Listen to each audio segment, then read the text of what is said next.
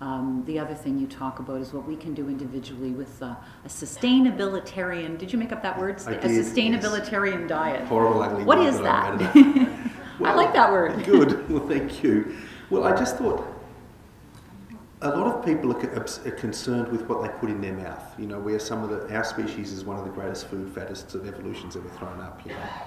And it's quite good to be concerned with what you put in your mouth. But we need to be equally concerned with the impact of what we put in our mouth on our planet. So I just think we need to eat things that are good for us and good for our planet.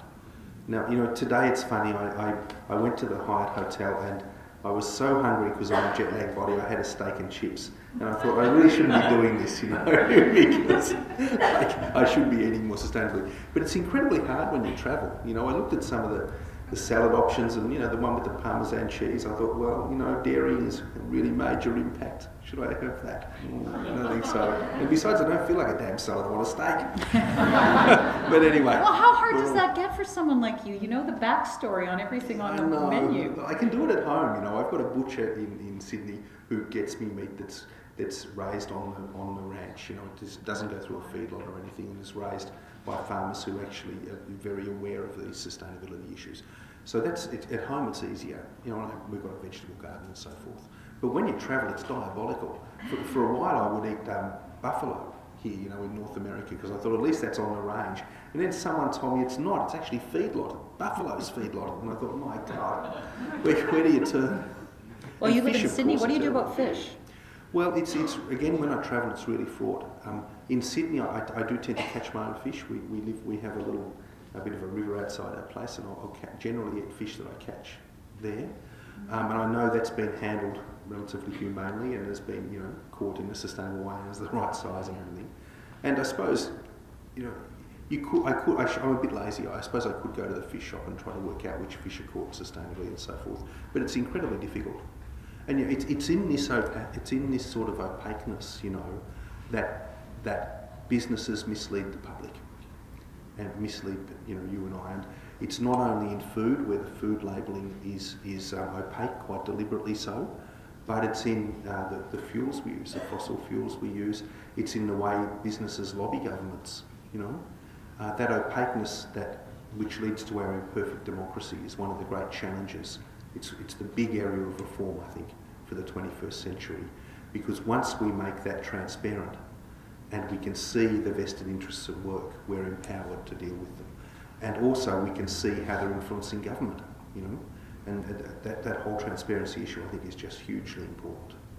I should say we're going to open up the microphone soon if you have questions, but I'm sure there are a lot of people here who wondered specifically about those things. How then do we educate ourselves to the point that we do make choices? How do we as individuals live our lives in a way that is compatible with some of the things you're talking about? Because, you know, I don't think I'm alone in saying sometimes there's a real helpless feeling when you look at the scope of what you're talking about and what individuals can do. Well, you know, over the 20th century, we've come to live very differently. You know, to just tell by a story, my grandparents lived in rural Australia, and they always had a few chickens, and they always had a veggie garden and all of that sort of stuff, and that was just the way people lived, you know. And they were much more independent than we are today. When I compare their lifestyle with my lifestyle as a child, I realised we had been turned into cattle in a feedlot, basically. You know, we didn't have a water tank on the roof anymore. The water came out of a pipe and we didn't even know where it came from, and we didn't know where it went to when it went. Electricity was the same, you know, food was the same. And we have just lost contact with the world through being feedlotted in these big suburbs. And that's very disempowering. And part of this movement to deal with sustainability is to re-empower people. And it might be a simple thing like just some sort of monitor to tell you how much electricity you're using at any moment. You know, and you can turn off some lights and save some money. Water's the same. You know, I've gone a bit further with my life. I got sick of being in the feedlot, and I bought a house that wasn't on the grid, and it just runs on solar panels. We catch the water off the roof, and that's what we use, and that's the only water we have. And we've never run out in the 15 years we've been there. But you know, you do have to watch yourself at times. But I like that feeling. I like the feeling of the constraint of the natural system. Because sometimes then when you're low on water, you're looking around to see if it's going to rain, you know, you're looking at the clouds, you're looking at the weather, it puts you back in touch with nature, you know. So I think to to get out of the feedlot as much as you can, to empower yourself, is really important. And how do you go from that very individual view of things to a place like Copenhagen where you will hopefully have all world leaders and certainly their officials to do something on an even bigger scale? What should we look for as you do that in December? Can I first say that this problem is far too big for government to deal with effectively alone. Any problem of this complexity needs individuals, business and government working together to affect change.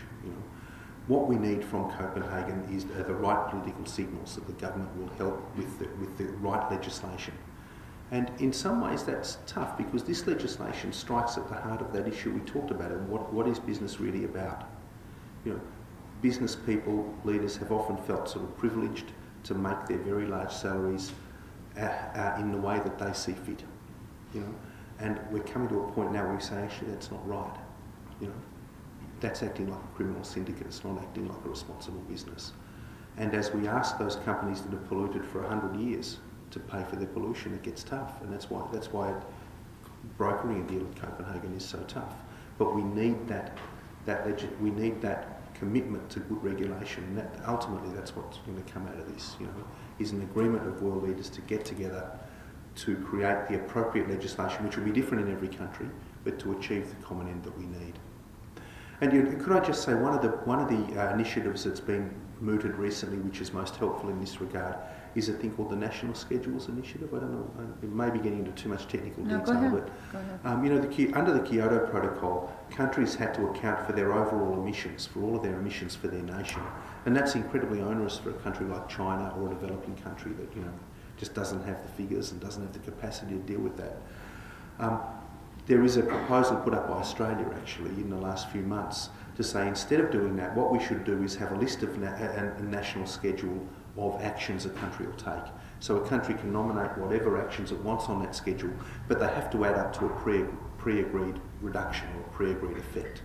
And this comes from the international trade negotiations, where the similar things are done. You've got to actually do a number of things to free up trade, And that is one of the reasons, I think, this new approach, why China and India are now buying in a big way. Because you can imagine it's in their interest to stand away from these negotiations and let Canada hang itself if it wants to by not moving forward. They know what they're doing, But the national schedules approach actually makes it possible for those people to engage. First, it gives much more autonomy to the individual governments rather than having to be accounted for this very strict treaty. It also gets away from the accounting problems for them. So it's quite interesting. And I think those sort of innovations it gives me some hope that we will actually get something effective out of the meeting. But you're giving us a warning here too. You're really suggesting that North America could be left behind on this movement because of the proactivity of so many others in Asia and other places. Yeah, I can just see it. I can see it in my Global Business Council. What's happening, and East Asia is moving together to address this very quickly and very effectively. And it's astonishing, that in the US we seem to have a president with the power to send a country to war, but who lacks the power to rein in pollution, and it's the inertia in the system, but that does threaten to leave behind countries like the US. If you want to start heading to the microphones, I'll open it up soon. I just want to ask you, in the midst of all that, where does Flannery's monkey face bat stand? Is it in trouble? How's it faring on the Solomon Islands? It's in trouble. Well, it's so big. It's one of the biggest mammals in the Solomon Islands, and people there are still living, hunter-gatherer lifestyle, so they're still hunted, and it's very slow reproducing. They're very vulnerable to hunting and also vulnerable to climate change because they live in some of the higher mountain forests which are shrinking. So it's a rare animal. It's officially declared as rare, but it's a very cute one. The monkey face bats are really fascinating. I kind of like them. I think we're all going to go home and Google it now. Tim Flannery, thank you. Thank you.